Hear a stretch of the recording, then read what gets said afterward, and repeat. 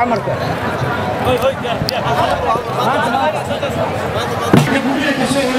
laga yaabaa jugtiini sida uu buudaa laga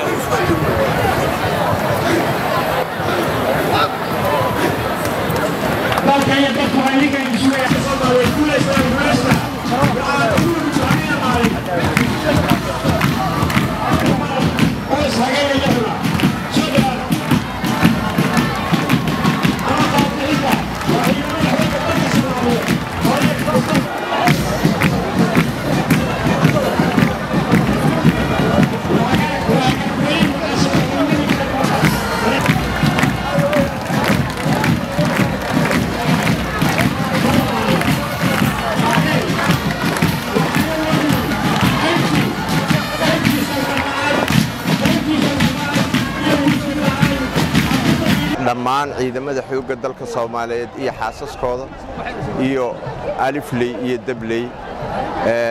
iyo ummadda Soomaaliyeed waa maalin qiimo weyn leh waa maalin labada calan ay midoobeen waa waqooyi iyo koonfur sida rumaanta sanadkii 59aad hambalyaan leenahay boqolkiiba boqol waxaan aad ugu faraxsanahay sida aan uga soo qayb galna saakay iyo sharafta ay ka soo hooyeen ciidamada xoogga dalka Soomaaliyeed iyo ururada bulshada rayidka aad iyo aad ayayna u mahadsantahay sanad guurada 59aad ee xorriyadda Soomaaliya oo maanta maalinteedii ah aad baan ugu faraxsanahay dabaaldegan waxaan u hambalyeeynayaa dhammaan ummadda Soomaaliyeed meel kasta joogto gaar ahaan ciidamada qalabka sido iyo ciidanka xoogga dalka Soomaaliyeed waxaan leeyahay hambalyo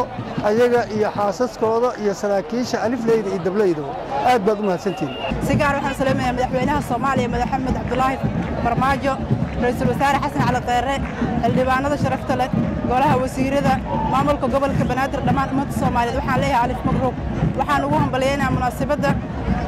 كود لوليا أو هاد إسرائيل بدو قبل كفر وقوي الصومالية أهنا ما ننتن بدون وحنا لنا هنبلي أمة الصومالية لما ننتن ميلو جوا وحنا لها قول إيه قبل نمو مدحوينها وحنا لها مدحوينا نولو هنبليو وحنا لكن هنبليو وقدر يا دمان أمة الصومالية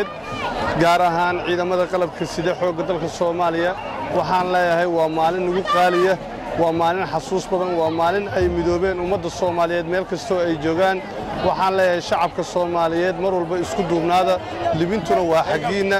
waa mahadsantiin